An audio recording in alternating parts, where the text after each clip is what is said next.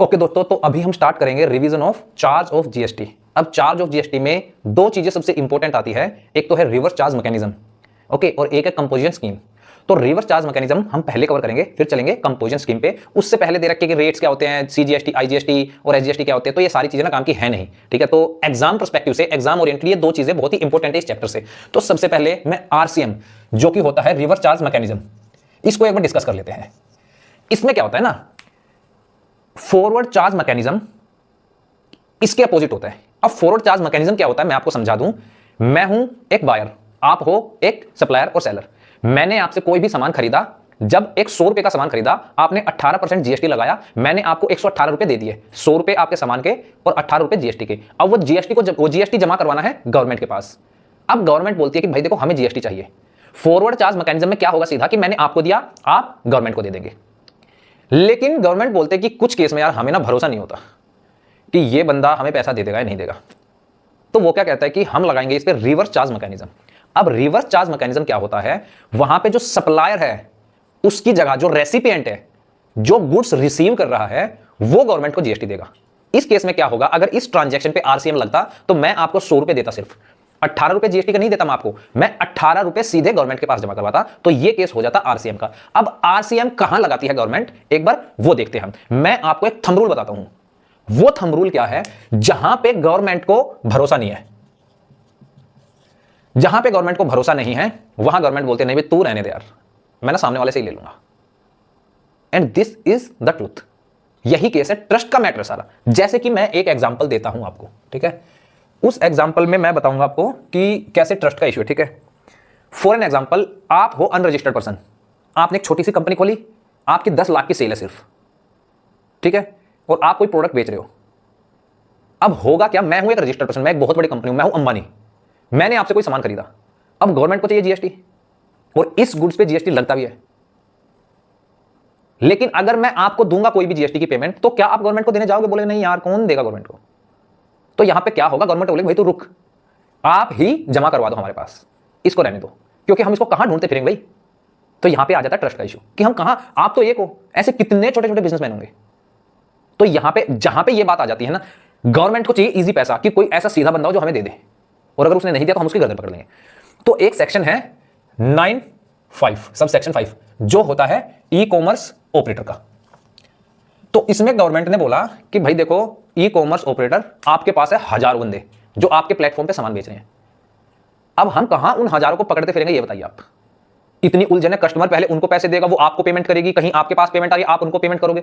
हमें इस झंझट में नहीं पड़ना। इन 4 सर्विसों पे हमें ई कॉमर्स टैक्स देगी, बात खत्म, चाहे कोई भी कितने की भी सेल कर रहा हो। अगर ये 4 चीजें कहीं भी ई कॉमर्स प्लेटफॉर्म पे हो रही है तो हमें ई कॉमर्स जीएसटी देगा, that's it. No if no but, हमें चाहिए जीएसटी।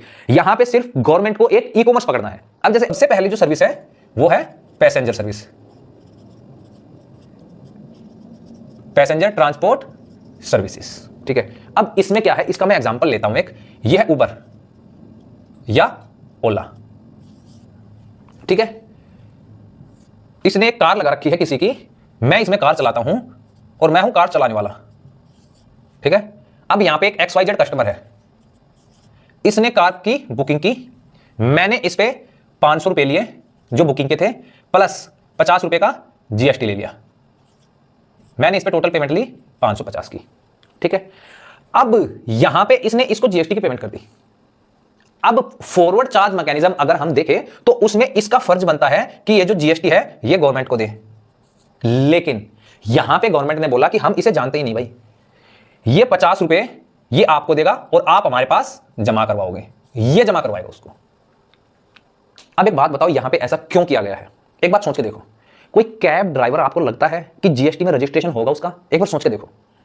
गवर्नमेंट कितना अच्छा खेल खेलती है पैसा लेने के लिए। उसको पता है कि ये बंदा, इसकी 40 लाख टर्नओवर होगी नहीं कभी, और ये कभी जीएसटी में रजिस्टर होगा नहीं, और हमें ये पैसा मिलेगा नहीं, और ई कॉमर्स अपना हाथ साफ करके निकल जाएगा। तो यहां पे पकड़ा गया ई कॉमर्स को कि भैया बात ऐसे, तुम रजिस्टर्ड हो ना, ये आपके अंडर काम कर रहे हैं, ठीक है। ये जो पैसा जीएसटी का है, जो इसकी रिस्पॉन्सिबिलिटी वो आपकी है, दैट्स इट। अब यहां पे एक एक्सेप्शन आ जाती है। मैंने क्या बोला कि ये बंदा रजिस्टर्ड नहीं होगा, बट गवर्नमेंट कहती है कि देखो हम आपको इतना कह सकते हैं कि अगर ये पर्सन रजिस्टर्ड है, अगर ये रजिस्टर्ड पर्सन है तो फिर इसकी ही रिस्पॉन्सिबिलिटी है, फिर आप कुछ मत करो, फिर यही पैसा देगा। समझ पा रहे हो? इसमें कंडीशन आती है एक। कंडीशन क्या है, मैं कंडीशन बताऊं आपको। इसमें एक कंडीशन है, एक बार वो कंडीशन समझना। कंडीशन ये है, अगर ड्राइवर, अगर जो कैब ड्राइवर है, फर्स्ट कंडीशन है कि वो कंपनी है, और दूसरी कंडीशन है कि ये जो कंपनी की गाड़ी है वो ओमनी बस है जो कि 6 पैसेंजर से ज्यादा सवारी लेती है। ये कंडीशन है। एक तो वो कंपनी है, एक वो ओमनी बस चला रहा है जिसकी कैपेसिटी 6 पैसेंजर से ज्यादा की है। अब इसका एक एग्जांपल लेते हैं। मान लो ये है उबर, इसने किसी कंपनी को हायर किया मतलब कॉन्ट्रैक्ट दिया कि आप हमें 100 गाड़ियां दो, ठीक है। और ये है मान लो कोई भी XYZ कंपनी। अब इसके पास जो भी इसके ड्राइवर जीएसटी लेके आएंगे तो वो सारा जीएसटी ये कंपनी जमा करवाएगी। ये बात याद रखना। तो ये कंडीशन याद रखना इसमें। और पैसेंजर में हमेशा maximum time e commerce operator ही टैक्स जमा करवाएगा। अब जो यहां पे दूसरी सर्विस है वो दे रखी है डिपार्टमेंट ने, अकोमोडेशन।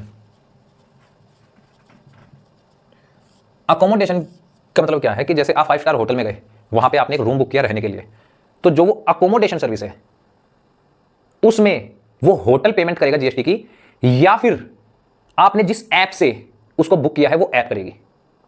समझ रहे हो? आप गए ओयो पे या फिर गोबीबो पे, आपने यहां से एक होटल बुक किया XYZ, और ये हो आप, ठीक है। आपने यहां से पेमेंट की मान लो 1000 रुपए प्लस 100 रुपए टैक्स। तो डिपार्टमेंट कहता है कि भाई साहब अगर ये 100 रुपए किसी को भी मिले हैं, पेमेंट आपको करनी है हमें। ये जो 100 रुपए की पेमेंट है ये ई कॉमर्स ऑपरेटर करेगा, चाहे आपने XYZ को पैसे दिए हो या आपने ऑनलाइन पेमेंट की हो, कैसे भी पेमेंट की हो आपने, ये 100 रुपए जीएसटी के ये देगा। एक्सेप्शन यहां पे वही है, अगर ये रजिस्टर्ड पर्सन हुआ तो फिर पेमेंट यही करेगा होटल। अब रजिस्टर्ड पर्सन, आप बोलोगे हर में रजिस्टर्ड पर्सन आ रहा है, तो सीधी सी बात है, मैंने क्या आता है, ट्रस्ट का इशू है। अब ट्रस्ट का इशू क्या आ गया, अगर ये होटल है, ऐसे कितने होटल होंगे जो रजिस्टर्ड नहीं है, अब कहां ढूंढते फिरेंगे उसे? तो हमने एक बंदे को पकड़ लिया ना। समझ रहे हो बात? अगर ये रजिस्टर्ड है तो फिर बोलते हैं कि फिर आप फ्री हो, हम इससे खुद वसूल लेंगे। ये है हमारी दूसरी सर्विस। अब चलते हैं तीसरी सर्विस, जो कि डिपार्टमेंट कहता है हाउसकीपिंग। अब हाउसकीपिंग में क्या आ गई, प्लम्बिंग की, इलेक्ट्रीशियन, ठीक है। और उसमें क्या आता है, उसमें आता है अर्बन कंपनी। अब इसमें भी सेम केस है, एक प्लम्बर है, ठीक है, यहां पे अर्बन कंपनी है और यहां पे हो आपको चाहिए प्लम्बर। आपने इस कंपनी की ऐप पे गए, ऐप पे जाके आपने इस प्लम्बर को किया, ये प्लम्बर आपके घर आया, आपने इस प्लम्बर को पेमेंट कर दी, अमाउंट मान लो 100 रुपए दिए और उसके ऊपर 18 रुपए जीएसटी के दे दिए। तो ये 18 रुपए की जो पेमेंट है ये कौन करेगा? ये अर्बन कंपनी करेगी। एक्सेप्शन याद रखना, अगर ये रजिस्टर्ड पर्सन है तो फिर डिपार्टमेंट बोलता है कि आपको सरदर्दी लेने की जरूरत नहीं है, हम प्लम्बर से खुद वसूल लेंगे। That's it. रजिस्टर्ड पर्सन वाला ध्यान रखना। क्वेश्चन दे सकता है वो कि अर्बन कंपनी ने ऐसा, आपको सब कुछ अच्छा देगा, आपको लगेगा अरे इसमें तो यही करेगी पेमेंट, मगर वो लास्ट में लिख देगा कि प्लम्बर एक रजिस्टर्ड पर्सन है। वो एंड में लिखेगा छोटे सा सेंटेंस ताकि आप देख ना पाओ। तो ये बात याद रखना क्वेश्चन करने से पहले।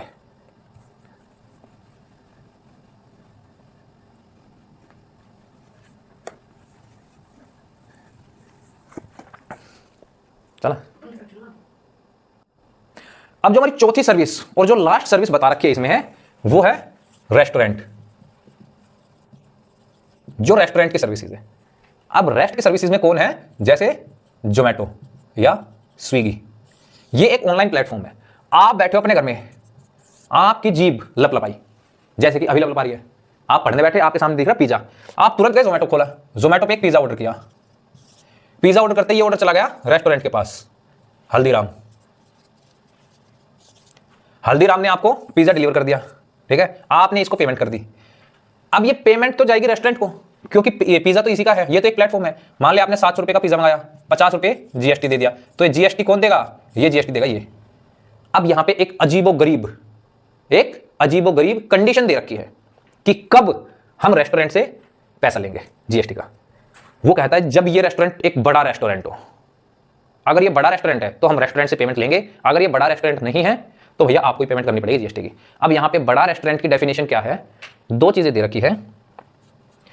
पहली कि वो लोकेटेड है इन ए होटल, जहां पे टैरिफ जो डिक्लेयर टैरिफ है वो है 7500 से ज्यादा। ये चीज याद रखना थोड़ी सी, क्योंकि वो दे सकता है कि रेस्टोरेंट ऐसे होटल में है जिसका टैरिफ 7500 से ज्यादा है। टैरिफ का मतलब क्या होता है? वो पर यूनिट, उसका पर यूनिट टैरिफ 7500 से ज्यादा है। ये अमाउंट याद रखना 7500, ये जरूरी है। और ये मोर देन है, मोर देन 7500। अप टू 7500 कोई दिक्कत नहीं, वो छोटा ही है। अगर ये मोर देन 7500 है तो फिर वो बड़ा रेस्टोरेंट हो जाता है।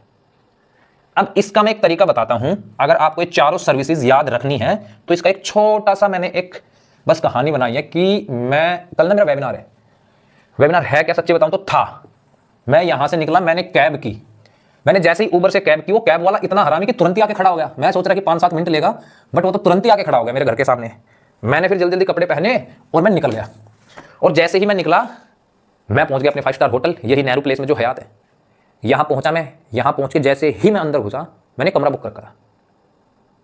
मैं जैसे ही कमरे में गया तो वो बोले सॉरी सर, आपके कमरे में ना अभी काम चल रहा है। मैंने कहा भैया, बोले एक प्लम्बर लगा है, आपकी एक जो ठूठी थी वो खराब हो गई। मुझे कहा कितना टाइम लगेगा? बोले सर 15 मिनट वेट कर लो आप। अब मैं घर से जल्दी जल्दी भाग के गया, सामने रेस्टोरेंट था होटल में। मैंने अरे वाह, मैं जाके वहाँ पे टेबल पे बैठ के मैंने फूड ऑर्डर कर लिया। और फूड ऑर्डर करके उस प्लम्बर ने अपना काम खत्म किया, मैं अपने कमरे में चला गया और जाके वेबिनार की तैयारी करने लग गया। और फिर अपना वेबिनार देके मैं घर आ गया। अब इसमें 4 चीज़ें आई हैं। मैं घर से निकला, मैंने उबर से कैब बुक की, मैं होटल पहुंचा, होटल में मेरा कमरा बुक था अकोमोडेशन। मैं कमरे में जैसे ही पहुंचा तो प्लम्बर लगा हुआ था, हाउस कीपिंग सर्विसेज। जब तक प्लम्बर लगा, मैंने रेस्टोरेंट में जाके अपना खाना ऑर्डर कर दिया और मैं खाना खा के अपने कमरे में जाके सो गया। या मैंने वेबिनार की तैयारी की। ये 4 सर्विसेज याद रखनी आपको। ये 4 सर्विसेज जो कि ई कॉमर्स अगर देता है, अगर ये सर्विसेज ई कॉमर्स प्लेटफॉर्म के थ्रू दी जाती है तो वहां पे ई कॉमर्स ऑपरेटर रिस्पॉन्सिबल है जीएसटी के लिए। कंडीशन एक तो पैसेंजर ट्रांसपोर्टेशन में अगर वो कंपनी है, ठीक है, और वो ओमनीबस प्रोवाइड कर रही है जिसकी कैपेसिटी 6 पैसेंजर से ज्यादा है। और रेस्टोरेंट में अगर वो एक होटल में है और उसकी पर यूनिट टैरिफ जो कि है 7500 से ज्यादा है। तो ये था हमारा ई कॉमर्स ऑपरेटर के केस में RCM। ऐसे ही वीडियोस के लिए आप देखते रहिए अगला part. Thank you so much.